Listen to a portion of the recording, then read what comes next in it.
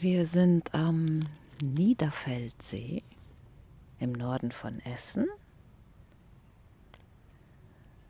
Altendorf. Das ist ja ganz erstaunlich ruhig hier. Wir sind also tatsächlich an einem See mit Wasservögeln.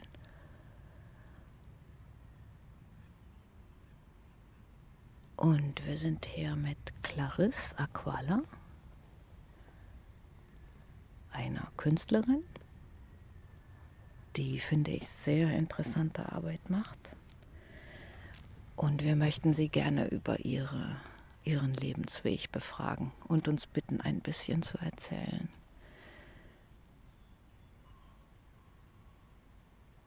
Du bist sozusagen ein lebendes Geschichtsbuch, Clarisse. Du kannst so viel direkt als Zeitzeugin erzählen. Ja. Wo möchtest du beginnen?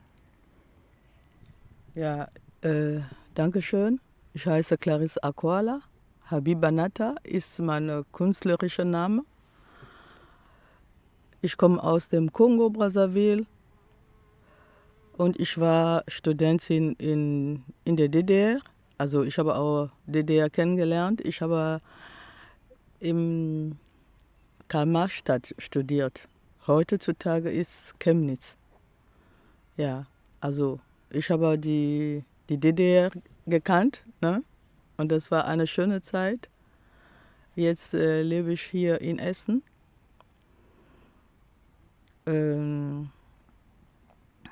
Ich kann sagen, ich bin eine Multitalentfrau. Ne? Ich habe EDV studiert. Ich benutze EDV jetzt, um meine Kunst zu zeigen, weil ich denke, jede Person hat eine künstlerische Seite, eine versteckte künstlerische Seite. Und ich habe meine künstlerische Seite entdeckt. Und das ist, was ich mache. Ich habe angefangen mit einer Recherchearbeit. Woher kommen meine Großeltern? Warum lebe ich hier in Deutschland? Ich habe verstanden, dass das hat mit meinem Großvater zu tun, weil mein Großvater hat gegen Deutschland gekämpft für Frankreich. Mhm. Und ich denke, ich bin hier, um diese Geschichte zu erzählen, weil in der Schule wird solche Geschichte nicht erzählt. Ne? Und ich erzähle diese Geschichte, dass mein Großvater im Ersten Weltkrieg, das ist 1914 bis 1918, der hat für Frankreich gegen Bismarck gekämpft. Ja. Und mein Großvater ist nicht gestorben, ne?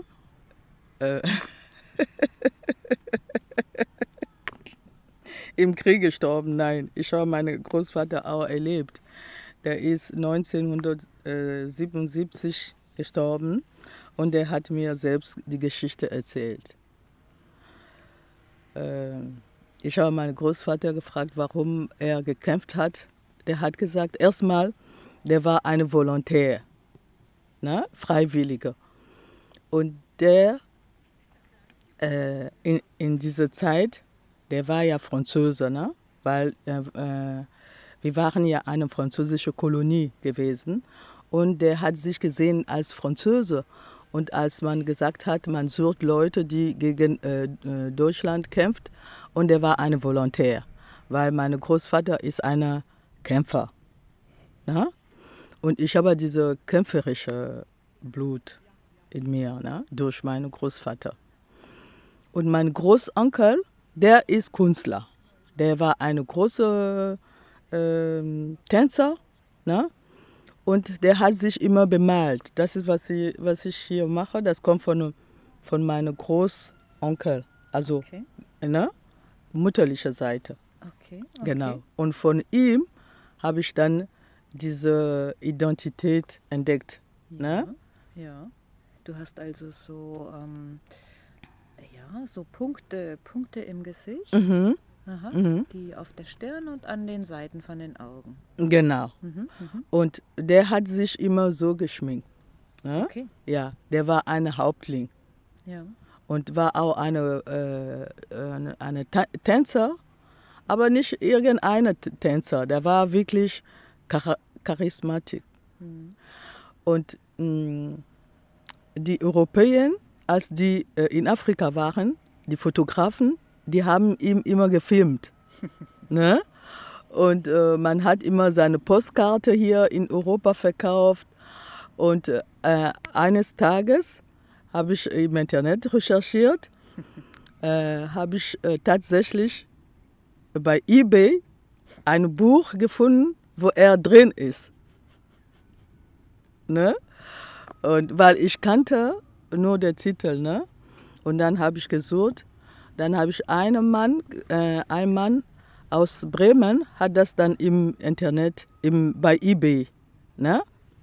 Verkauft. Dann habe ich das ist wie ein Katalog, ne? Mhm. Habe ich dann bestellt. Und da drin, schade, dass ich das Buch nicht mit habe.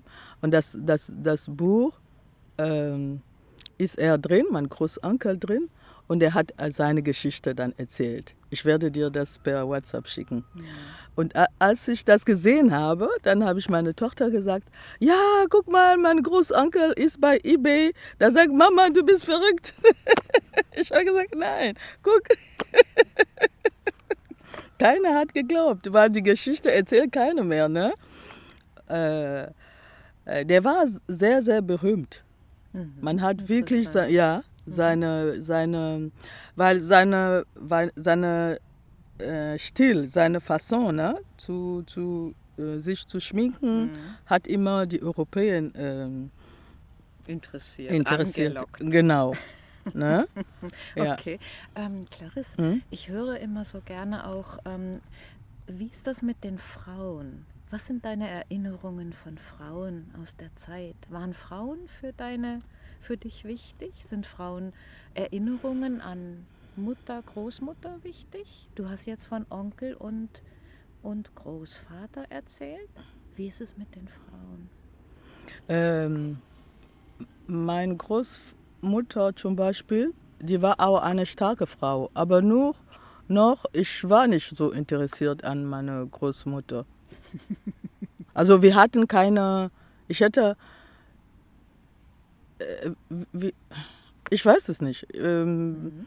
Die Geschichte von meiner Großmutter ist für mich nicht so relevant. Ja. Ne? Nur die Geschichte von meinem Großvater und meinem Großonkel. Ja, ich meine, das ist ja vielleicht auch, das sagt ja auch schon was aus über die Frauen, eventuell, ne? Über den Stand, die Position der Frauen in der Gesellschaft. Ja, ich kann meine Großmutter nicht unterschätzen, weil die war eine starke Frau, aber wir hatten nicht so gute Beziehungen. Ich weiß es nicht. Hm. Ihre Geschichte interessiert mich bis jetzt noch nicht. Vielleicht kommt noch, Hm. ne? Weil ich habe die Geschichte ja hier in Deutschland entdeckt, ne? Und deswegen bin ich bereit, diese Geschichte von meinem Großvater und Großonkel zu erzählen, weil ich habe die Geschichte jetzt, zum Beispiel die Geschichte von meinem Großvater ist auch im Internet. Die Franzosen, die haben seine Foto und seine Geschichte auch geschrieben. Mhm. Ja? Und das Buch von meinem Großonkel ist auch da. Und ich als eine Person, die immer Recherche mache und ich finde, ich bin verbunden mit dieser Geschichte. Und deswegen bin ich sehr, sehr interessiert und mache ich so weiter mit dieser Geschichte, weil das soll nicht tot sein. Ne? Das ist das. Was sind deine Erinnerungen von den Frauen? Was haben die gemacht? Ich habe nicht so gute Beziehung zu meiner Mutter gehabt. Ne? Bei dir viele Kinder? Ja, wir waren 7 Kinder und die Beziehung zu meiner Mutter war nicht gut, weil ich habe etwas entdeckt. Ne? Ich habe entdeckt, dass die Geschichte, das hat angefangen mit meinem Vater und meiner Mutter. Ne? Mit meiner eigenen Recherche habe ich gesehen, dass diese Ehe nicht so schön war. Und ich bin auf die Seite meines Vaters. Und mein Vater ist gestorben, ich war vielleicht 6 Jahre alt. Ne? Und ich habe was zu sagen. Und ich habe auch gesehen, wie, also wirklich mit meiner Mutter, die Beziehung ist nicht gut. Ne? Vielleicht war da auch für dich eben keine Zukunft, kein Rollenmodell oder so, kein weibliches Rollenmodell, das dir irgendwelche Wege eröffnet hätte. Und deswegen hast du dich an die männlichen Rollenmodelle gehalten. Ja, das ist schön, dass du die Frage stellst, weil bei mir irgendwie ist blockiert, ist zu. Ja. Das stimmt. Wirklich ist wirklich zu, weil wenn ich über diese Sachen erzähle, dann kommt mir die Träne. Das ist wirklich zu bei mir. Ja, schwierig. Okay. Ja, das ist, weil meine Mutter, das ist so in Afrika, nicht nur in Afrika, auch hier. Ne? Aber bei mir war, das hat mit Hexerei oder Okay, vielleicht mit traditioneller Medizin und sowas zu tun? ja, das ist wie, Traditionelles Wissen, indigenes Wissen. ja, das ist wie ein Ritual, dass man in einer Familie immer eine Person opfern soll. Opfern? Eine Person soll man opfern? Ja, damit man nennt das, Macht. Das ist eine Art von Glaube, Claudia. Das heißt, man glaubt, Hauptling der Familie zu sein. Man glaubt erstmal so. Ich spreche erstmal allgemein. Man glaubt, man ist Hauptling von dieser Familie und man hat gewisse Macht. Und um diese Macht immer zu haben, soll man immer eine Person opfern. Ne? Und ich war dran. Wir haben schon viele Leute in meiner Familie geopfert, sag mal, geopfert. Also wirklich buchstäblich Geopfert, getötet? Ja, getötet. Oder? Wirklich? Ja, Weil meistens ist es so, dass man dann für eine Person ein Opfer bringt. Also das stellvertretend für einen Menschen wird dann ein Tier geopfert oder dergleichen. genau. Das ist ganz üblich Ja, eigentlich. ja. So in der menschlichen Gesellschaft gibt es ganz viele von solchen Geschichten. Ja. Aber bei uns war ja fast alle 2 Jahre so, stirbt ein. Oh. Und irgendwann war ich dann dran. Ich soll dann sterben, ne? Man soll mich dann opfern. Aber das hat nicht geklappt, das hat nicht funktioniert. Und was Schönes war, ich habe das dann gesehen.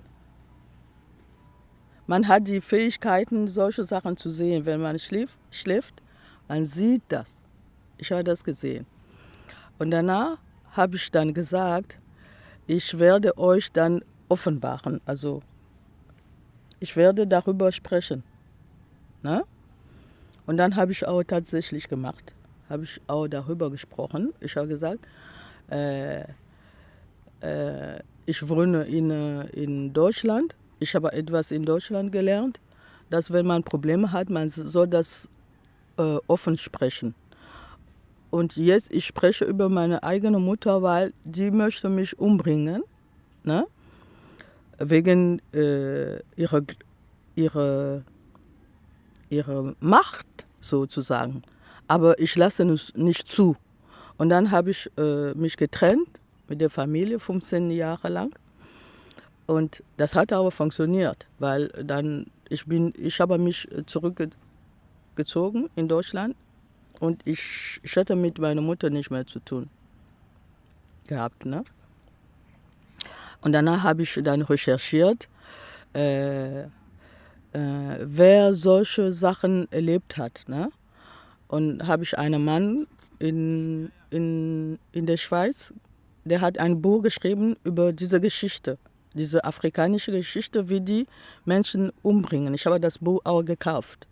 Also um zu zeigen, dass was ich gesehen habe, was ich erlebt habe, ist eine Tatsache. Weil es gibt wirklich Menschen, die über sowas schreiben. Hexerei. Das gibt's. Das ist keine, wie sagt man das? Das ist nicht frei erfunden oder so. Ich habe das wirklich erlebt. Man nennt das in Französisch Sorcellerie. Ja. Wie nennt man das auf Deutsch? Gibt es einen Begriff in... Zauberkraft, Ne? Zauberei. Mhm. Ich weiß nicht genau, wie man das... Die Macht, nennt. Menschen zu vernichten. Zu vernichten, wirklich. Zu töten, umzubringen. Ja, es ist ja eine Art von Aberglaube, ne? Mhm. Dass wenn ein Mensch stirbt, dann hält man anderes Unglück ab oder irgendwie sowas. Meistens. Meistens sind die Zusammenhänge irgendwie so. Ja. Das ist ja. Also die Geschichte, die ich erzähle mit meiner Familie, ist ja, das ist wirklich so. Die haben wirklich geglaubt, dass deren Fetisch, ne, die sollen wirklich menschliche Blut abgeben, damit das immer bleibt, damit die immer diese Macht haben. Das ist ein Glaube. Also war das in deiner Community, wo du aufgewachsen bist, war das üblich, war das sehr präsent? Das ist bis jetzt immer noch. Ist immer noch. Ja, immer noch. Weil du bist ja in dieser Familie, du kriegst ja nicht mit. Du siehst nur, ich sehe nur, wie die Leute sterben. Ich verstehe nicht, warum die Leute so sterben. Aber irgendwann war ich selber dran, dann habe ich das kapiert. Und dann habe ich die Sachen dann auch erzählt in Kongo, in einer Sendung. Weil bei uns gibt es solche Sendungen, wer hat was zu erzählen und so, ne? Dann gehst du dahin, dann erzählst du. Dann habe ich die Sachen erzählt. Und das hatte auch eine Wirkung, weil man hört das dann in Radio, ne, was ich erzählt habe. Und das hat eine Auswirkung gemacht in der Familie, weil die haben sich dann geschämt. Und das war dann zwischen meiner Familie, diese Gruppierung und meine Geschwister und mit mir so eine Kampf. Weil, ja, wieso kannst du sowas erzählen und so. Ich habe gesagt, ja, das ist meine Methode, meine Strategie, mich zu beschützen. Ne? Weil ich sage ja, ihr glaubt an sowas, aber ich glaube an sowas nicht. Und ich habe gesagt, ja, ich benutze jetzt die Medien, um mich zu beschützen. Aber die waren dann nicht einverstanden. Ne? Und die haben gesagt, ja, du hast unsere Mutter dann offenbart. Ne? Du bist, wie sagt man das? Du bist eine Verräterin, so. Ne? So haben die mich dann gesehen. Dann ich habe mich dann zurückgezogen. Ich bin zurück nach Deutschland, mich zurückgezogen. Und die waren auch Das war wirklich eine Trennung, 15 Jahre lang. Gab es bei dir in der Community auch Frauen, die Chief wurden, also Anführerinnen? Ja, weil Gab es. in der Familie, das ist Matriarchat. matriarchal. Ne? Das ist die erste Frau, die diese Macht übernimmt. Ja, und das war meine Mutter. Und nach meiner Mutter dann kommt dann meine erste Schwester da. Ah, okay. So, Ja. ne? Und die haben diese Macht, immer die Leute zu vernichten. Ne? Das heißt, wenn diese Philosophie ist ja so, die haben Macht. Das heißt, alle, die unten kommen, die können nicht hoch als diese Person sein. Verstehst du die Philosophie? Ihr bleibt nur unten. Aber ich glaube nicht, dass die Welt so ist. Jeder nach seinem Tempo, nach seiner Kraft oder so kommt weiter. Aber wieso? Ihr bestimmt schon, dass die anderen sollen unten sein und nur die Person, die man schon bestimmt habe, die kommt weiter. Verstehst du, Claudia? Ja, klar. Bedeutet das dann, dass hast du deine Verbindung zu deinem Heimatland ganz geschnitten aufgegeben? Ja, das habe ich gemacht. Und dann habe ich mein Land ist, ich bin jetzt angekommen in Deutschland. Ich habe gesagt, egal wo man ist zu Hause. Das ist alles hier im Kopf. Ne? Nicht nur Kongo ist mein Land, Deutschland ist auch mein Land. Ich bin angekommen, ich fühle mich wohl, ich mache meine Sache. Als ich das gesagt habe, dass ich in Deutschland angekommen bin, dann ist auch meine verborgenen Fähigkeiten sind auch Frei geworden. ja. Das heißt, in dem Moment, wo ich gesagt habe, ich bin hier zu Hause, Deutschland ist auch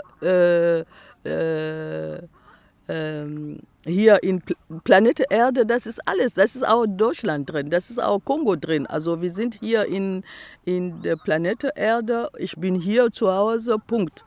Ich möchte mich nicht mehr, also ich habe keine Sehnsucht. Okay, Ne? okay. Dann In ist dem es- Moment, wo ich das gesagt habe, ne? Ja, Dann hast du dich befreit. ja, das ist wirklich eine Befreiung. Das einfach zu erkennen und zu sagen, ja, ich bin hier zu Hause, das ist doch die Planet Erde, wo ist das Problem? Warum muss ich nur in Afrika mich wohl Mich zu Hause fühlen. fühlen? Warum nicht hier? Ich bin auch hier zu Hause. Und danach habe ich dann gemerkt, ich hatte immer Ideen, ne? Ich hatte immer, wie sagt man das? Inspiration bekommen. Ich sollte schreiben, dann habe ich angefangen zu schreiben, Videos im Internet zu machen, bei YouTube und so weiter und so fort. Und dann habe ich auch meinen Look geändert. Ne? Mein Look ist auch anders geworden. Und dann habe ich immer meinen Großonkel nachgemacht, ne? Weil der hat sich immer so geschminkt. Ne? Dann habe ich immer nachgemacht. Das heißt, diese Seite von meinem Großonkel in mir ist aufgegangen. Ja, ja, Ja? Weil in uns sind mehrere Menschen drin. klar. Genau. Die ist jetzt präsent. Ja. Hier mit dir und Ja. bei uns in Deutschland. Ja. Okay. Ja. Und dadurch habe ich auch seine Werke gefunden bei eBay. Ja. Dadurch. Ne? Und danach habe ich gesagt, okay, das reicht noch nicht, dann soll ich mich auch an den Ersten Weltkrieg mich interessieren. Dann habe ich auch, einmal habe ich Name von meinem Großvater eingegeben bei Google, Mongo Alphonse. Dann habe ich seinen Bericht gesehen. Ich habe mich gefreut. Ich habe gesagt, oh, mein Großvater ist im Internet. Die Franzosen, die haben über ihn geschrieben. Ja, und dann habe ich angefangen, über meinen Großvater zu erzählen. Die Leute sagen immer, ja, Clarisse, dein Großvater war hier. Ich habe gesagt, ja, deswegen bin ich auch hier in Deutschland. Ja, man sieht ja, es gibt einen Zusammenhang. Ne? Warum bin ich hier? Ne? Super. Genau. Das ist sehr, sehr dicht. Wo hat denn dein Großvater gekämpft? Die Front war wo? Ich glaube in Saarbrücken, dort in dieser Region. Okay. Dort, ja, ich glaube. Ja. Aber ich habe noch nicht recherchiert, aber wenn ich frage, die Leute sagen, das ist in dieser Region Saarbrücken dort. Ich muss dort recherchieren. Okay. Ja, ich bin noch dabei, ne? Ja. Mhm. Und das ist sehr interessant. Okay. Also du hast deine Nabelschnur zum Heimatland hast du zerschnitten, aber du bist dabei, sie neu zu weben. Ja, ja, genau. Und danach habe ich dann, das heißt, wenn man diesen Kontakt hat mit seinen Vorfahren, ne, das ist innerlich, ne, das ist ein innerlicher Kontakt. Und dann, das ist wie, die erzählen jetzt, wie die Geschichte ist. Ne? Wie war dann die Geschichte? Die Geschichte war ja so, vor Ersten Weltkrieg, also das heißt im 18. Jahrhundert, die, 1880er oder so. genau, die Kolonie, die haben alle Kunstwerke geklaut. Die haben alle Kunstwerke geklaut und die Kunstwerke sind hier in Museen zu sehen. Ne? Und irgendwann, ein Mann ist zu mir gekommen, weil ich über diese Kunstwerke erzählt habe. Ein Mann sagt zu mir, Clarisse, wir sollen nach Dortmund, nach Bochum fahren. Ich habe gesagt, okay, weil er gesagt hat, er weiß, wo die Sachen sind. Okay. Und er hat gesagt, in Bochum, Situationhaus Bochum ist ein Museum. Wir sollen dahin gehen. Wir sind dahin gefahren. Das ist nicht weit von Essen aus. Und da habe ich dann die Skulpturen gesehen. Dann habe ich zu ihm gesagt, das ist meine Vorfahren.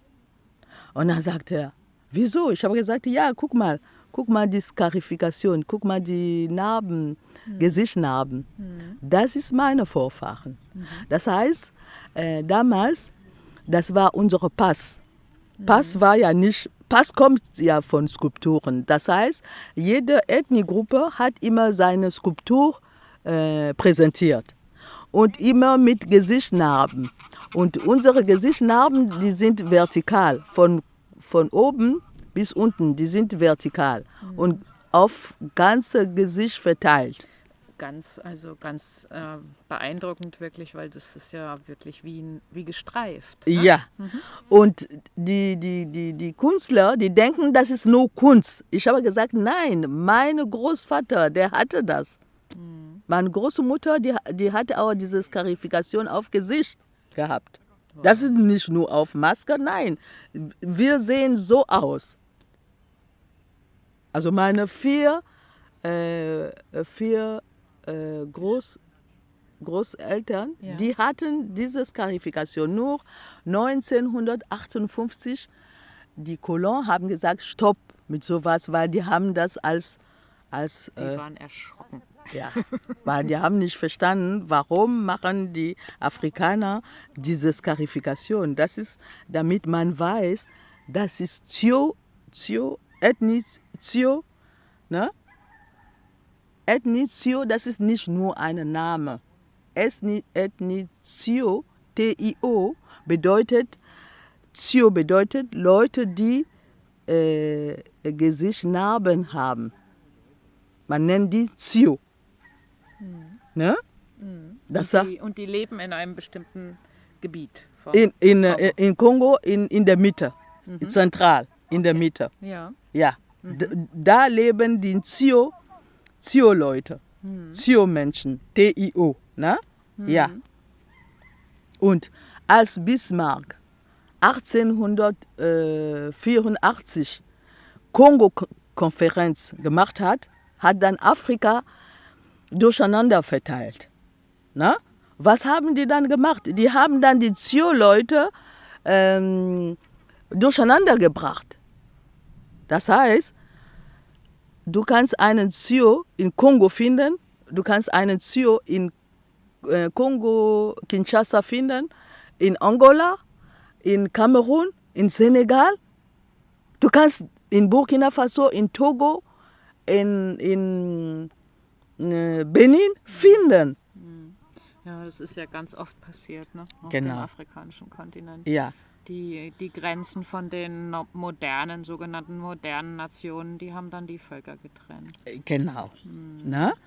Und als ich erstmal die Skulpturen hier in Dortmund gefunden habe, dann habe ich angefangen zu suchen, wo sind die überhaupt? Dann habe ich gefunden, die sind in Kamerun, aber man nennt die nicht mehr in Sio. Ah ja, Ne? das wissen die nicht. Das wissen die nicht. Man nennt die in Kamerun zum Beispiel Bamileke. Verstehst du? Man nennt die zum Beispiel in Kongo, Kinshasa, Teke. In Burkina Faso, man nennt die Miso oder so. Miso. Verstehst du? Die haben nicht mehr die gleiche Appellation. Bezeichnung. Das heißt, wie kann ich diese Menschen erkennen? Nur wenn ich das Bild habe.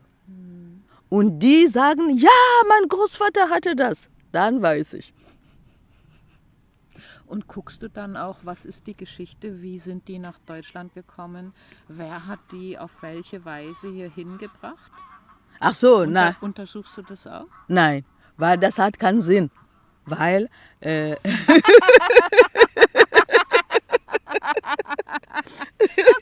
das hat keinen Sinn mehr. Weil die Skulpturen, die hier gekommen sind, das ist auch eine Botschaft. Es steckt auch eine Botschaft dahinter. Es geht nicht um zu suchen, wer was gekauft hat oder geklaut hat. Nein. Die Botschaft ist, warum sind die überhaupt hierher gekommen?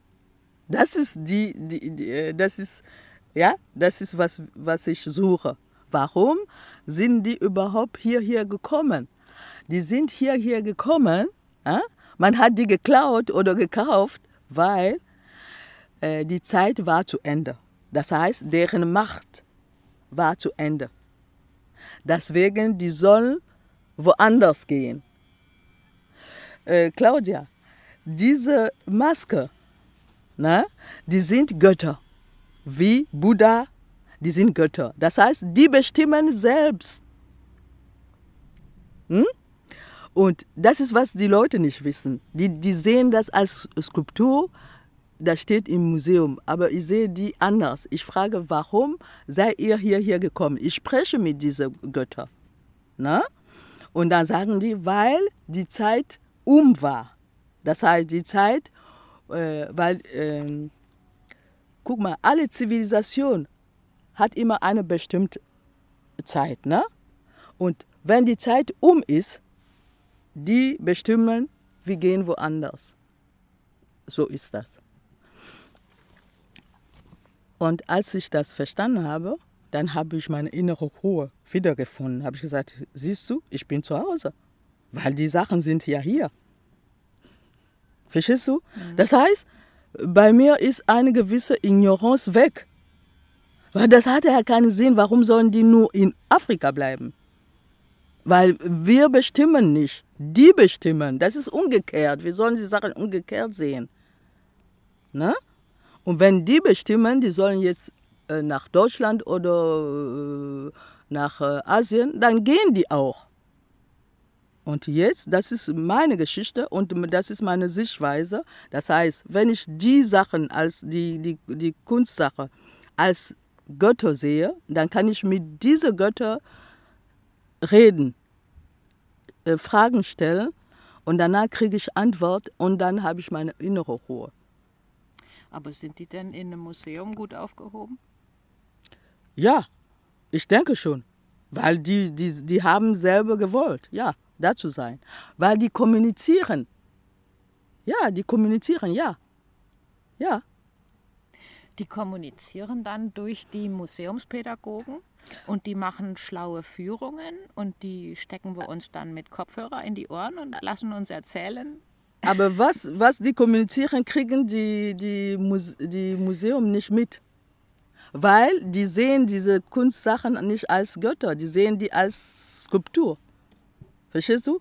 Aber bei mir ist ja anders. Ich sehe die als Götter. Und ich kenne auch die Sprache. Welche Sprache reden die? Ich kenne die Sprache. Ich kann meine Muttersprache sprechen.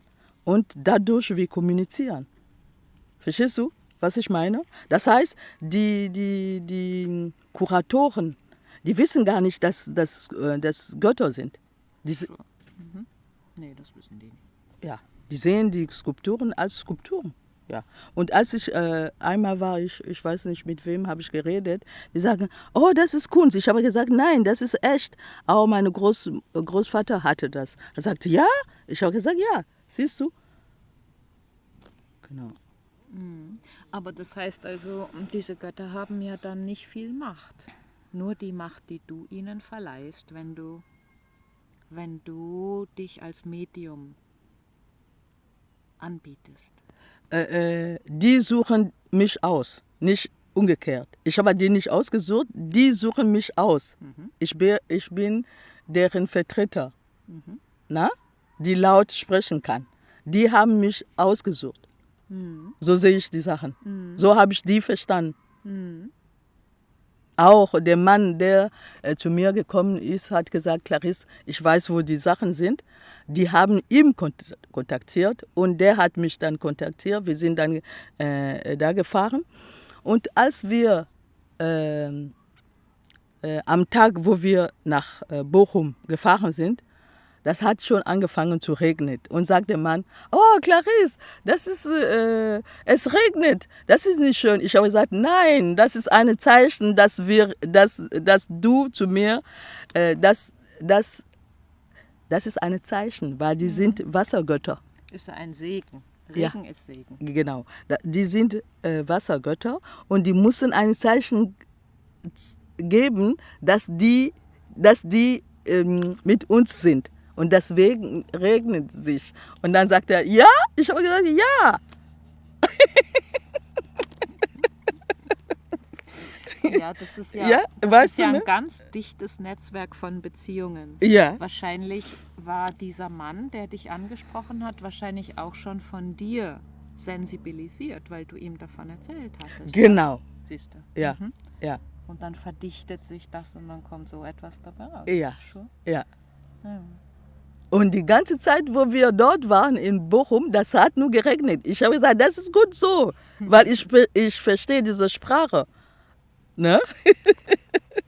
Ja, und danach habe ich angefangen, die Geschichte zu schreiben und zu recherchieren. Dann habe ich auch einen Mann kennengelernt, der ist schon verstorben, der heißt Leo Frobenius.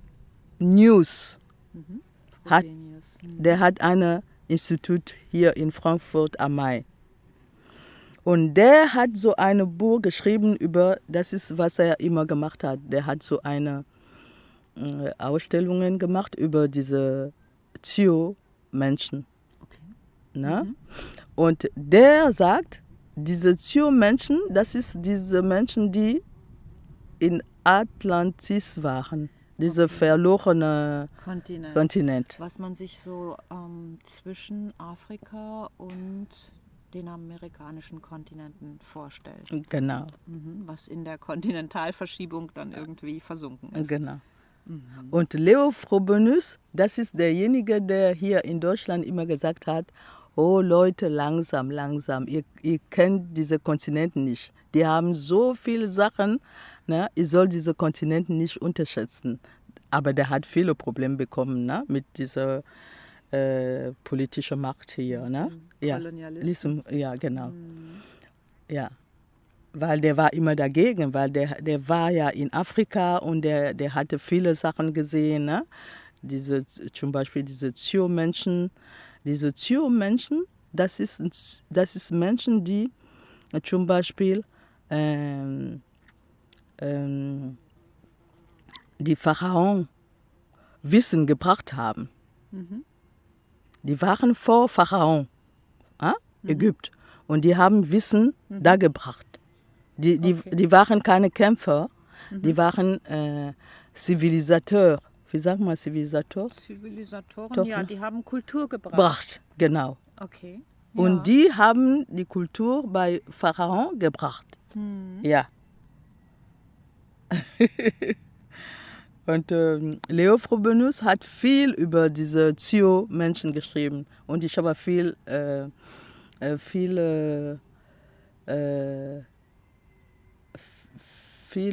Recherchearbeit von Leo Frobenius gelesen. Ne? Das ist auch im Internet. Ich meine, wenn die dem versunkenen Kontinent zugeschrieben werden, also eine ganz alte Kultur, die sich verbreitet hat und dann in verschiedene andere Kulturen aufgegangen ist, zum Beispiel eben in der ägyptischen. Mhm.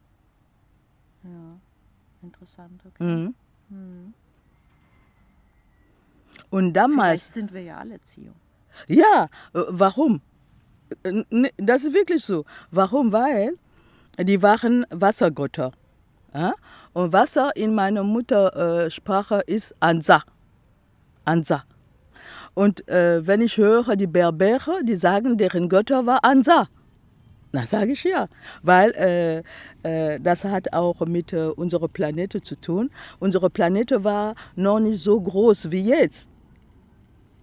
Ne? Nee. Damals, als die noch auf dieser Planete waren, die Planete war klein. Und die Europa, Asien, Afrika war ein Block. Verstehst du? Das war noch nicht so weit voneinander. So. Ja, das ist ja meine Arbeit. Das war vor... Sozusagen, das ist Radio Continental Drift. Genau. Kontinentalverschiebung. Ja, und das war vor dieser Naturkatastrophe. Ne? Also das war die Platte waren ein Block. Asien, Amerika, Afrika und Südamerika, das war ein Block. Ne? Und wenn man in Brasilien oder in Südamerika ist, was die dort essen, das ist, was wir auch in Afrika essen, weil die Platte waren zusammen. Ja. Verbunden. Ja. Ja. Und über Erdjahrhunderte und Millennium hat sich das verschoben. Ja. Und also das macht schon etwas, wenn man die Geschichte versteht, woher man kommt, die Identität und so. Das macht schon etwas mit mir. Ich bin dann sehr, sehr glücklich mit mir selbst, weil ich jetzt weiß, woher ich komme. Ich habe jetzt eine Identität, Marke, alles ist ja zu sehen. Ne? Und ich versuche dann nachzumachen. Also nicht nachzumachen, selbst zu sein. Das heißt, ich bin ja ein Zio. Ich soll das ja zeigen. Ne? Ja, deswegen, ich schminke mich so. Und ich habe immer diese Marke auch auf meinem Kopf, ne? So hoch. Ja. Ja. Okay, und ich meine, habe ich das richtig verstanden? Die Zio, die sagen uns ja dann praktisch, wir kommen alle aus einem kulturellen Ursprung. Wenn du sagst, Normalerweise, wir ja. sind alle Zio? Zio, ja. Wir alle Menschen sind aus einem Ursprung, weil die Kontinente waren ja alle einmal zusammen. Ja. Ne? Ja. Wo ist die Frage, wo ist das Problem? Genau. Und was ich noch entdeckt habe, um diese Frage zu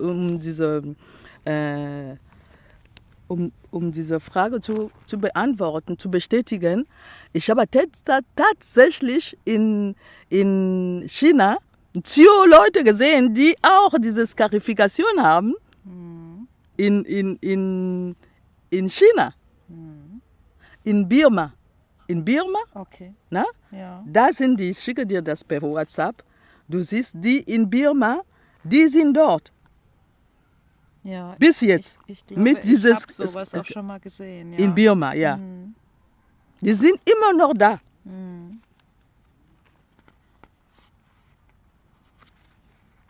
Ne? Ja.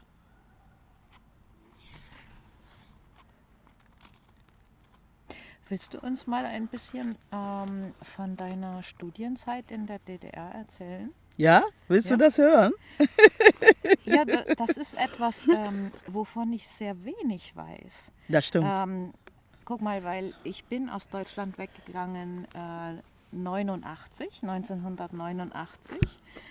Die ganze Geschichte der Wiedervereinigung habe ich nicht mit vollzogen. Das kenne ich nicht wirklich. Ich war ein paar Mal im noch geteilten Deutschland, im Osten, meistens in Berlin. Aber ich habe das nicht wirklich, ich bin da nicht Zeitzeugin, nur ganz von Weitem. Deswegen finde ich das sehr spannend zu hören, wie du dann den Sprung aus dem Kongo nach Karl-Marx-Stadt. Ach so, okay. Ja, alles klar. Erzähl mal Erstmal, ein bisschen. genau, das hat mit Politik zu tun. Sure. Das heißt, die sind ja Kommunisten, ne? DDR, und Kongo-Brazzaville ist auch Kommunist. Und die haben eine Zusammenarbeit. Das heißt, die Studenten, die können nach DDR fliegen und dort 5 Jahre oder 4 Jahre Studium machen und dann zurückkehren. Ja. Das heißt, das war ein Treffpunkt für alle sozialistische Länder. Polen, Bulgarien, Afghanistan, Pakistanese, Kongolese, Angola. Ne? Also ich habe ein Regierungsstipendium bekommen. Ja, ja. Ne? Das ist alles durch Regierung, ne? gemacht, ne? organisiert. Und man kriegt nur einen Schein, weil wir sind ja Sozialismus. Man kriegt nur einen Schein, ja, du sollst nach DDR, du sollst nach Bulgarien oder nach Polen. Und ich habe ein Stipendium für DDR. Okay. Genau. Und wurde dir vorgeschrieben, was du studieren sollst, oder hast du das selber gewählt? Ich glaube, nach Noten, Ja. ja, wird dann ausgesucht, nach Noten. Ja. Und ich war gut in Mathematik und so weiter, Chemie, Physik, und die haben gesagt, du studierst ja, EDV in der DDR 5 Jahre lang. Und wir als Studenten, wir durften verreisen, ne? Weil wir sind ja nur Gast. Ich war ja als Gast. Die DDR-Bürger, die dürfen ja nicht verreisen oder so, vielleicht nur nach Polen oder. Aber ich durfte ja, ne? Nach Frankreich oder nach Italien oder nach West-Berlin. Und damals war es schön, weil die wissen ja durch deine Klamotten, dass du deine Sachen im Westen kaufst. Verstehst du? Durch deine Look. Ja. Ja. Und wenn die wissen, das war ja so, wenn die wissen, wenn die sehen dich ja, weil die wissen ja, das kommt von Westen, ne? Und dann haben die Respekt. Ja, ne? Dann haben die Respekt. Und die können auch sagen, ja, kannst du uns das kaufen? Ne? Ja. Ja. Das war interessant, das war sehr schön. Schöne Zeit, 5 Jahre lang, eine schöne Zeit. Und man ist im Internat. Ja. Okay. Das heißt, das hat die Hierarchien auf interessante Weise durcheinander gebracht. Du warst zwar Ausländerin, aber du hattest Rechte, die die Bürger nicht hatten. Ja, ja. Und man sieht dich nicht mehr als Ausländerin. Man sieht dich als die Person, die nach Westen verreisen kann. Guck mal, das wäre zum Beispiel eine Idee, wie kann man Rassismus verlernen? Wie kann ein System Rassismus verlernen? Da Ja. muss man etwas erfinden. Genau, ja, genau. Und ich habe diesen Rassismus nicht gespürt. Ja. Weil die haben mich immer anders gesehen. Man ist einfach anders. Weil Man sagt, Kleidung macht Leute. Und die sehen, oh, das ist eine westliche Look, ne? Ja, und die respektieren das.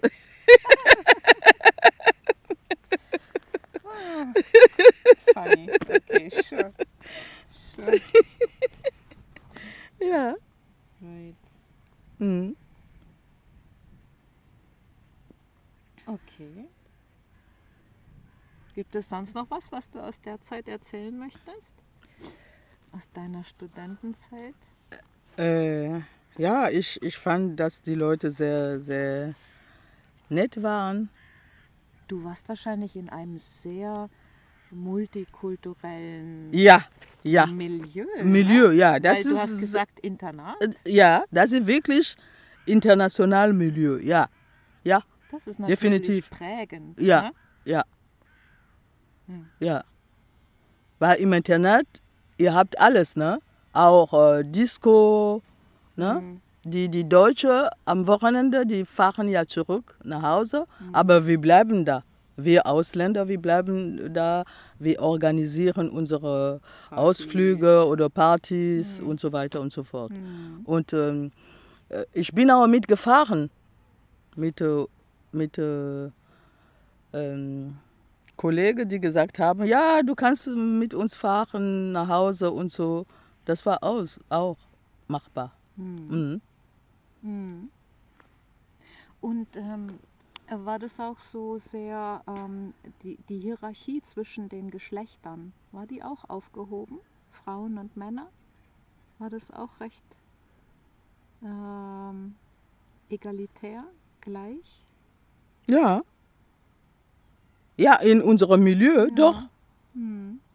Doch. Kann ich mir auch so Mhm. vorstellen. Ja, doch. Ja. Die Studenten, die ausgesucht wurden, das war so 50-50, Ja. Männer und Frauen. Ja, ja. Ja. Ja, interessant. Mhm. Interessante Erfahrung. Und dann bist du zurückgegangen? Ja, dann bin ich zurück nach Kongo gefahren und danach ist der Mauer gefallen.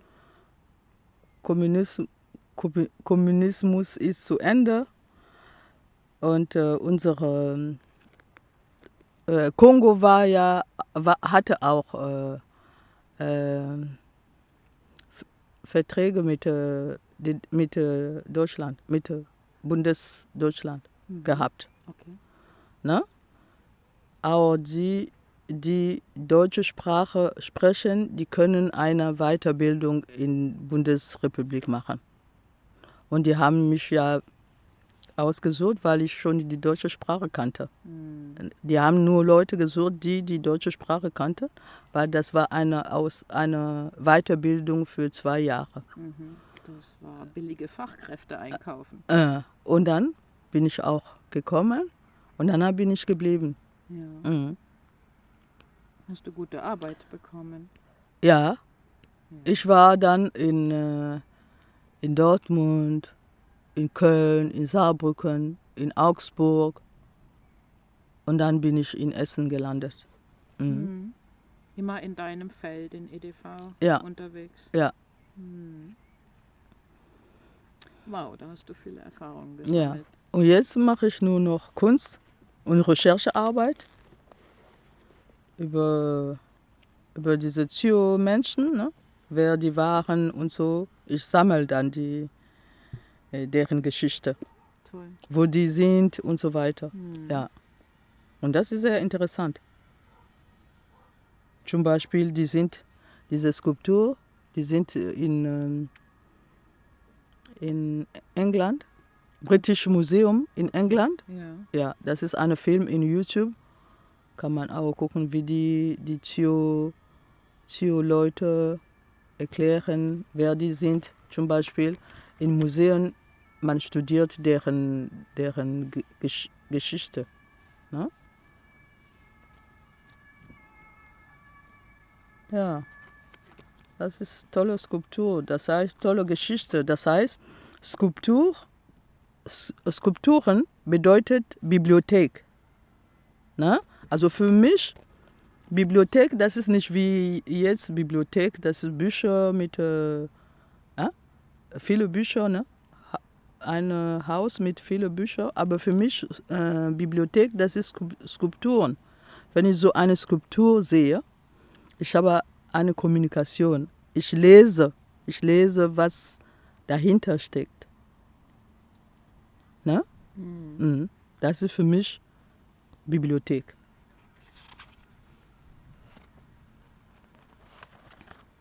Und dann versuchst du, diese Bibliothek auszudrücken, anderen mitzuteilen, Ja, sozusagen. genau. Das heißt, wenn ich so eine Skulptur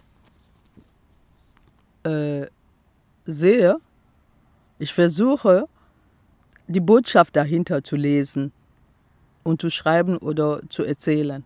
Ja. Weil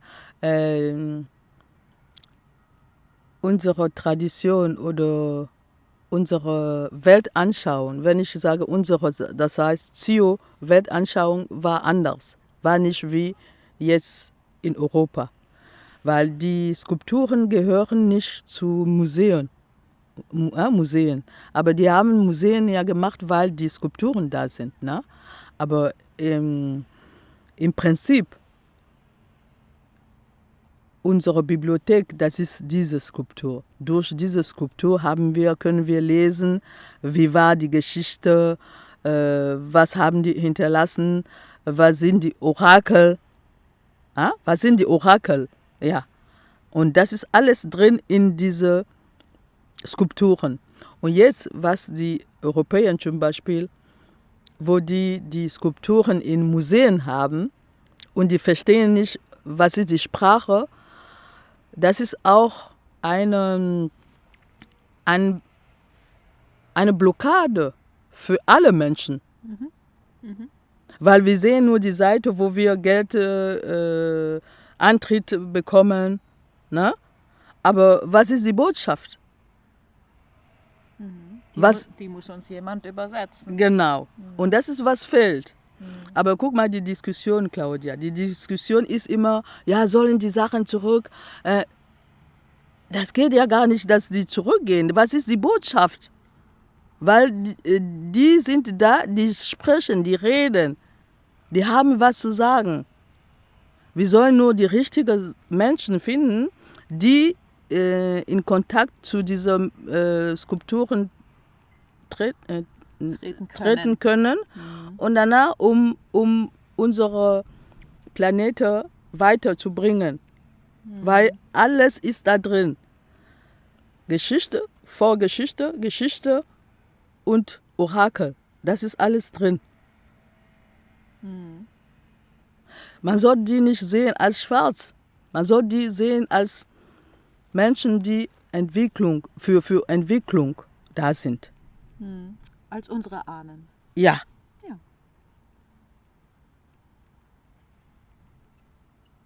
Für mich die Diskussion ist nicht, sollen die zurück oder die sind auf Planet Erde, Punkt. Das heißt, diese Menschen, die haben die Planet Erde etwas schon gebracht, damit die Planet Erde weiterkommt. Aber wir sind noch nicht in der Lage, diese Botschaft zu lesen. Das heißt, es kommt also immer auf die Kommunikation an. Diese Skulpturen, die sind ja dann auch Mittler und Anlass von Kommunikation. Schon. Dass wir zum Beispiel jetzt darüber sprechen. Ja. So. Ne? Ja. Dass du direkt gesehen hast, dass sich Blockade, meine weibliche Energie blockiert ist. Das hast du sofort gesehen, gespürt. Genau. Na? Das heißt, wenn du bist mit mir und du hast etwas gespürt, das heißt auch, du kannst auch mit dieser Skulpturen sein und etwas spüren. Ne? Das ist irgendwie, das ist, was die Museen nicht vielleicht verstehen oder so, ich weiß es nicht. Na, sie geben keinen Raum dafür. Ne?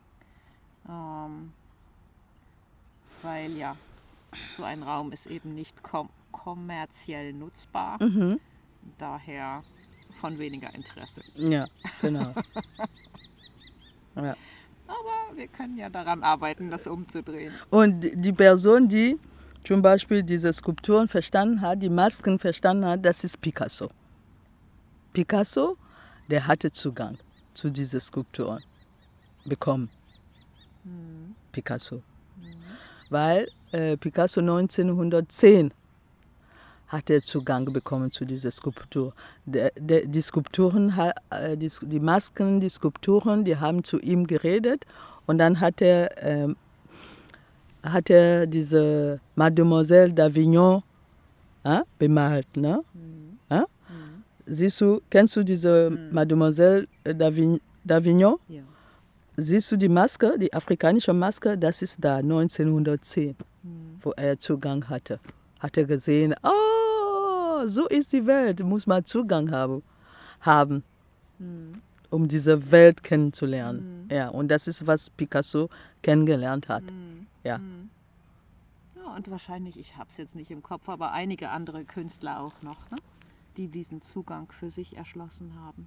Bestimmt. Ja, Ich habe noch nicht einige, die recherchiert, ich habe nur über inspiriert waren. Picasso recherchiert, dass Picasso diesen Zugang hatte. Einige der Surrealisten, glaube ich, zu der Zeit. Breton. Breton, aha, Denke okay. ich schon. Ja. Ja. Ja. Wie kam diese Initiation? Du hast im EDV gearbeitet, jahrelang. Wahrscheinlich warst du in guten Positionen in den Firmen. Und dann bist du zur Künstlerin geworden. Wie war das? Ja, du kriegst ja,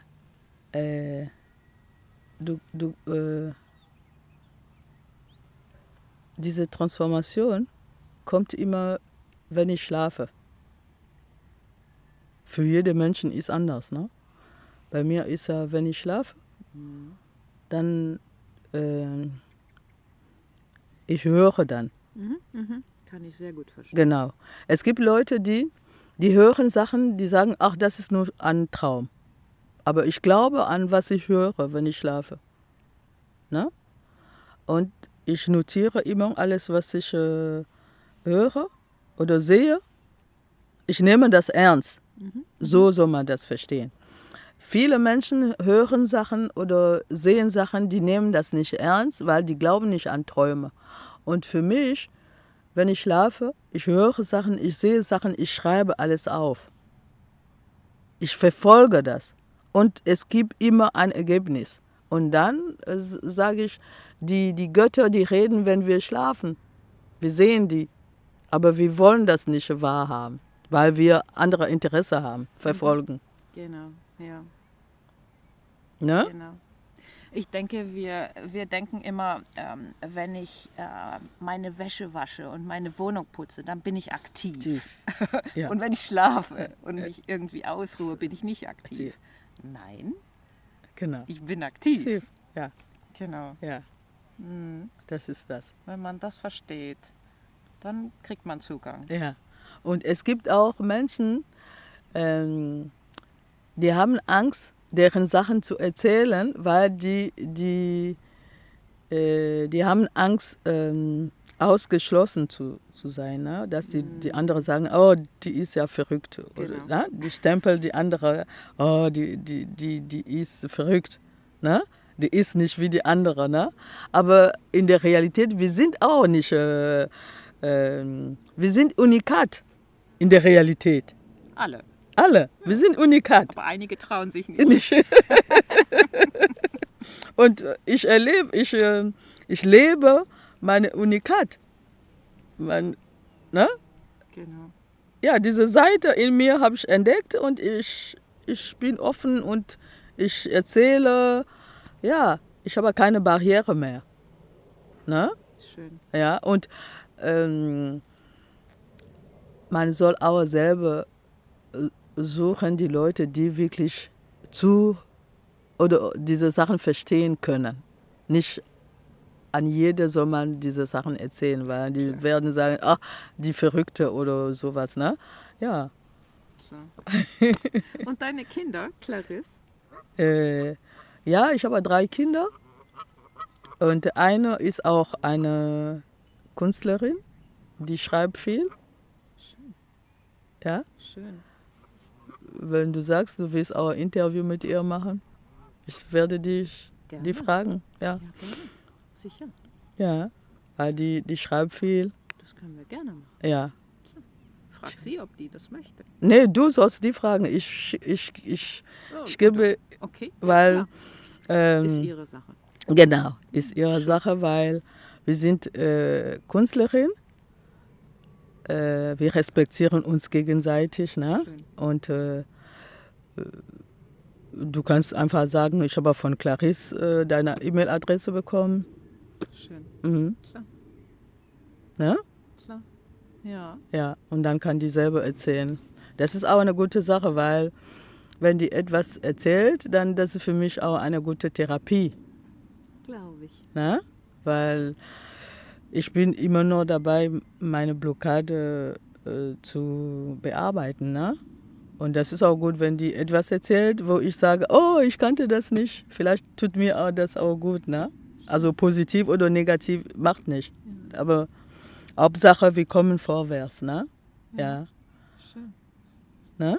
Schön. Ist das deine einzige Tochter? Oder Nein, ich habe 2 Töchter und eine hat Chemie studiert und eine wohnt auch hier, nicht in Essen, aber woanders. Eine junge Mann, der in der DDR geboren ist. Okay. Ja. Aber der hat keine Erinnerung. Ne? Ja. Der ist dort geboren, aber ist in Kongo dann aufgewachsen. Ach so. Mhm. Ja. Ja. Aber lebt jetzt hier. Ah ja. Ja. Okay. Wie war das für dich? Du warst ja dann mit deinen Kindern, dann ist man ja immer so ein bisschen zwischen den Kulturen. Ne? Weil Ja. die Kinder, die müssen sich zurechtfinden in der deutschen Mehrheitsgesellschaft und suchen nach ihrer Identität. Ja. Ich bin nicht eine autoritäre Frau, ne? Die Kinder schlagen oder so. Das bin ich nicht. Ich habe immer gelassen, die sollen deren Weg alleine suchen. So. Ich bin so frei. Ne? Und die Beziehungen sind nicht so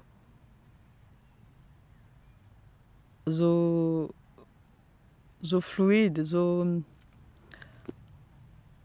jeder macht seine Sachen, Ja. ne? Weil es gibt so viel Missverständnis, ne? Und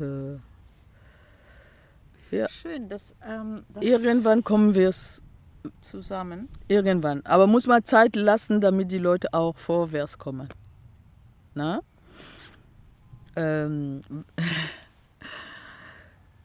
Also ich habe eine Weltanschauung, wo ich sage, die Leute sollen, auch meine eigenen Kinder, sie sollen deren Weg suchen und machen, experimentieren. Ne? Ich bin nicht eine Person, die sagt, nee, das nicht, das ist schlecht, das ist, nein, ich sage, mach, wie du fühlst, mach. Und irgendwann, wir werden sprechen, auch wenn wir heute nicht uns verstehen, weil der Vater ist einer, der immer, er möchte die Kinder auf seine Seite haben. Mhm. Der Vater ist ein Deutscher? Nein, lebt in Kongo. Ja. Er versucht immer Kontrolle zu haben. Mhm. Hm? Obwohl die Kinder, ich nenne die nicht mehr Kinder, ich nenne die Eltern. Ich nenne die nicht mehr Kinder, ich nenne die sind schon selber Eltern. Mhm. Und die sind schon erwachsen. Und ich sehe die nicht mehr als Kinder. Mhm. Und meine Theorie ist ja, die sind selber Eltern wir sollen auf gleichem Niveau uns gegenseitig gucken. Ne? Und der Vater ist derjenige, der Vater geblieben ist. Ich bin nicht mehr Mutter, ich bin Clarisse und der Vater ist Vater geblieben. Er möchte Papa genannt werden und so. Papa soll immer bestimmen, auch wenn Kinder nicht mehr Kinder sind. Die sind schon Eltern. Und er versucht, die dann auf seine Seite zu ziehen, obwohl ich die Sachen gar nicht so sehe. Ich lasse die frei. Warum willst du die immer so? Ja, das ist solche Sachen, die ich nicht klar damit komme. Und dann, ich habe auch losgelassen. Ich habe gelernt, loszulassen. Meine Tochter hatte 2 Kinder. Die erste Tochter hat 2 Kinder. Der Sohn hat aber 2 Kinder. Die andere Tochter hat keine Kinder. Die ist Künstlerin. Aber jeder macht seine Sachen. Weil, Claudia, ich sage immer, Deutschland ist für mich eine Chance. Warum? Weil die Gesellschaft, wie die Gesellschaft ist, das System hier ist, du hast die Möglichkeiten zu wachsen. Weil du kannst Projekte machen, du kannst selbstständiger sein, du bist frei. Aber warum nutzt du die Chance nicht?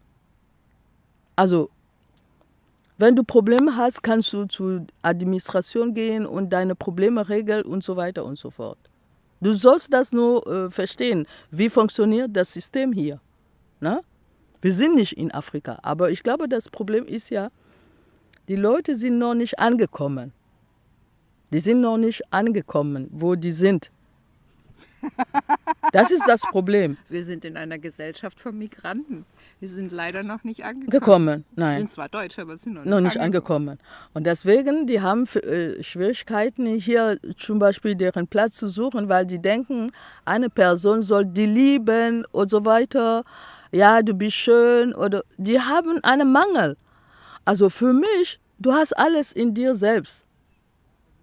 Egal wo du bist, es gibt immer Leute, die böse sind. Egal wo du bist. Also für mich, ich habe gesagt, meine Kinder sind schon groß, ab 18 Jahre, das ist die Gesetze hier. Ich lebe nicht mit Gesetze, afrikanische Gesetze, ich lebe mit deutsche Gesetze. Also was sagt die deutsche Gesetze? Die deutschen Gesetze sagen so und ich praktiziere diese Gesetze und jetzt habe ich meine Ruhe. Die Kinder, die nicht mehr Kinder sind für mich, die sind schon Eltern, die sollen deren Weg gehen. Ich bin da als Mama oder Mutter, wenn die Fragen haben, die können kommen. Ich habe kein Problem damit. Aber wenn die Probleme mit der Gesellschaft haben, das ist nicht meine Sache. Das ist nicht mein Problem, weil ich bin offen. Auch als Sie in der Schule waren oder so, als Sie klein und Kinder waren. Ich glaube, die große Herausforderung von schwarzen Müttern auch hier in Deutschland ist, dass sie dann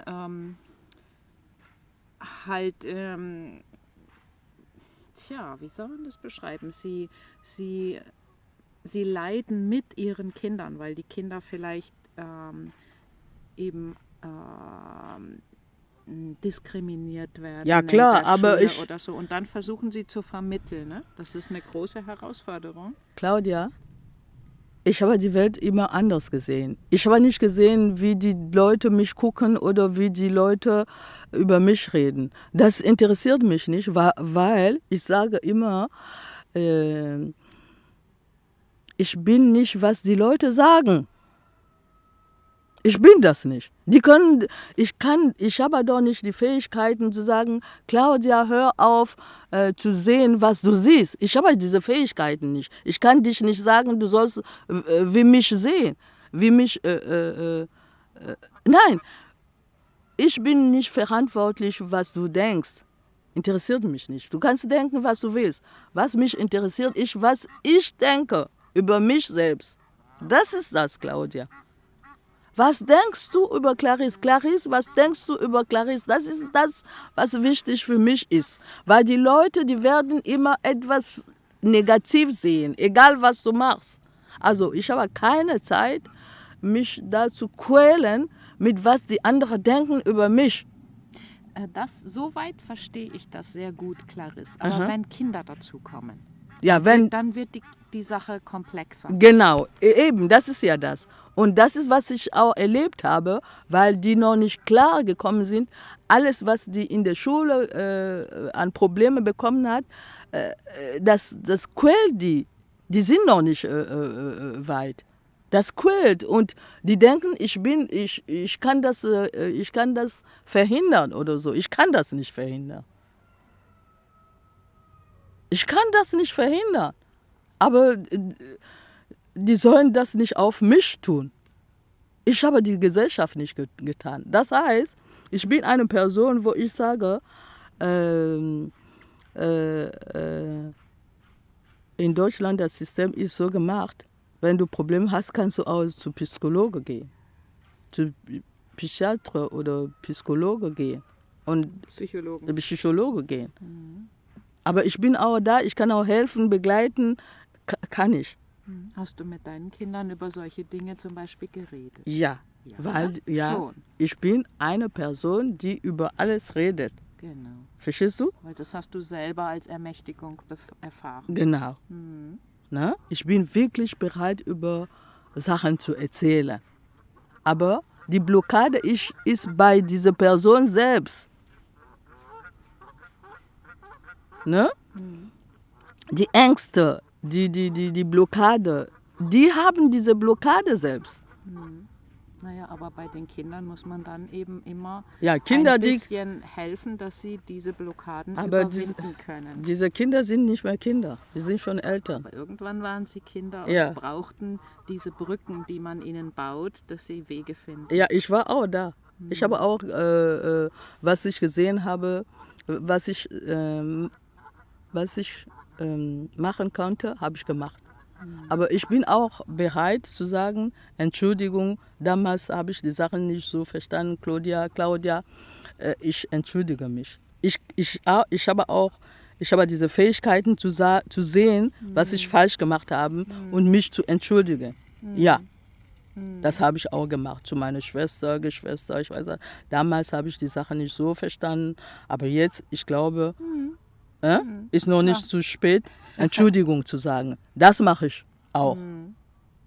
Aber ob die auch diese Kraft haben, sich zu entschuldigen, ich weiß es nicht. Aber ich mache das. Doch, ich sage nicht, ich bin perfekt, alles, was ich gemacht habe, ist so und bleibt so. Nein. Wie sagt man? Retrospektion. Also was ich jetzt gefragt habe, habe ich sozusagen für unsere schwarzen und braunen Schwestern gefragt, die mit solchen Fragen dauernd herumlaufen. Also du hattest in gewisser Weise ein bisschen einen Vorteil, denn du kanntest, als du kamst und Kinder bekommen hast, warst du schon gut im Deutschen. Du hattest schon viel gelernt, du hattest hier studiert. Ne? Du hattest viel Einsicht schon. Und das ist ja bei vielen jungen Müttern dann nicht der Fall. Willst du ihnen einen Rat geben? Ich kann wiederholen, was ich immer zu Kindern, die hier geboren sind, immer gesagt habe. Ne? Ich habe immer gesagt, verdammt normal, ihr seid doch Deutsche. Und dann sagen die, nein, wir sind schwarz. Ich habe gesagt, ja, das ist ja das Problem. Guck mal. Ihr seid hier geboren, ne? Ihr seid hier in den Kindergarten gegangen. Ich bin keine Kindergartenperson. Ich war nie im Kindergarten gewesen, ne? Aber ihr seid in den Kindergarten gegangen. Wer sind eure Kindergärtnerin? Deutsch, ne? Okay? In der Schule, wer sei ihre Lehrerin? Deutsch, ne? Und an der Uni auch Deutsch. Ihr seid wirklich Deutsch. Und die gucken mich so, ja? Ich sage, ja, ihr seid wirklich deutsch. Wenn ihr in Afrika Viele sind noch nicht nach Afrika zurückgefahren. Nein. Ne? Genau. Die kennen nur das System hier. Aber warum, wenn die Leute versuchen, euch in eine Schublade zu tun, ihr akzeptiert das? Warum? Warum? Ich soll nur Argumente haben. Argumente ist ja, ihr seid Kindergartenkinder, ihr seid in die Schule gegangen, an der Uni, ihr seid wirklich deutsch. Wenn ihr zu Hause in Afrika seid, die erkennen euch nicht. Genau. Die wollen euch auch nicht haben. Die sagen, das ist weiße Kinder. Aber warum seid ihr die ganze Zeit da zu meckern? Weil die deutsche Sprache manchmal ist so gemacht, dass die Leute, dass die deutsche Sprache ist so. Wirklich, man soll auch die deutsche Sprache erstmal verstehen. Die deutsche Sprache sagt immer, eine Person mit Dunkelhäutigen oder so. Das ist zu präzise. Und das führt zu, wie sagt man das? Also die deutsche Sprache hat auch ein Problem. Wirklich. Verstehst du, was ich meine? Sure. Weil in Englisch oder in Französisch es gibt nicht diese wie sagt man das? Stift. Wie heißt dieser Stift zum Malen? Stift zum Malen? Hautfarbe. Es gibt eine Hautfarbe-Stift. Ein Stift in der Farbe von Haut? Von weißer Hautfarbe oder so? Ja. Oh. Man nennt, guck mal, es gibt zum Malen, es gibt Stifte, ne? Stift? Ja, aber Stift, ja, Schwarz? wahrscheinlich im Make-up findest du am besten. Nein. Im Kindergarten gibt es ja Stift. Schwarz, braun, man sagt nicht beige, man sagt Hautfarbe. Ah ja? Weißt du das nicht? Wie heißt dieser Stift mit deiner Farbe? Heißt Hautfarbe. Nicht braun, nicht beige. In Französisch sag mal beige. Das ist diese Farbe. Beige Stift. Das ist richtig. In Englisch es gibt auch dieses beige Wort in der deutschen Sprache. Ja, man gibt sagt es. Hautfarbe. Und das ist ein Problem, weil Hautfarbe, man nennt nur diese Hautfarbe. Ne? Das ist richtig. Und für Das die ist richtig. Dunkelhäutige, die sagen, das ist doch nicht meine Hautfarbe. Ne? Und das hat auch eine Probleme geführt, dass die Kinder, die dunkel waren, die sagen, was ist das, Hautfarbe, Stift? Die haben nicht verstanden. Ja, überhaupt dieses Wort. Ne? Das ist allerdings sehr, Das ist, sehr was richtig. Das genau. ist sehr merkwürdig. Ja, das ist, was ich meine. Manchmal die deutsche Sprache ist so. Ne? Und die hat Geschichte eingefangen, die deutsche Sprache. Ne? Das sind ja geschichtliche Spuren und Narben, die da drin sind, dass eben Hautfarbe ist weiß natürlich. Ist doch klar. Klar. Ja. Aber die sehen doch nicht, aber die Lehrerin oder die Kindergärtnerin, die sehen doch nicht, in der Gruppe sind nicht alle hell. Die haben nicht die gleiche Hautfarbe. Tja, dann müssen wir wohl die Sprache ändern. Ja, die Sprache macht schon etwas. Und ich sage immer, ich sei hier geboren, hier aufgewachsen, ist immer zu wissen, wer du bist und was denkst du über dich selbst. Das ist, was wichtiger ist. Du kannst einfach nicht diesen Rassismus verhindern. Ich glaube, Rassismus ist in uns selbst alle. Rassismus ist diese Böse in uns selbst. In einem Menschen ist dieser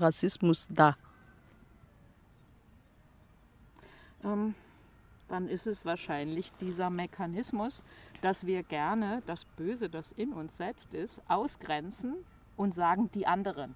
Ja, so sehe ich das. Ja. Weil ist ja nicht ich, die ist ja Ja, die wir, da. wir suchen immer Sündenbock. Genau, Ja, genau. und das ist in uns. In uns ist diese böse Seite und diese liebe Seite in uns.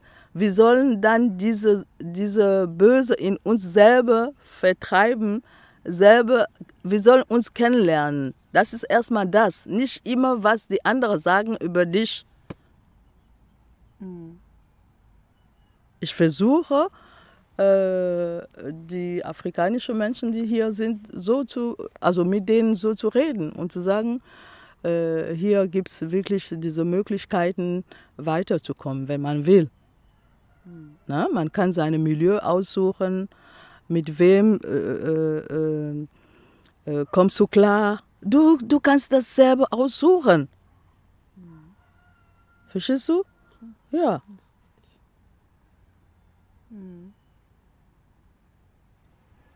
Also mein Kampf ist erstmal mit mir selbst. Ja.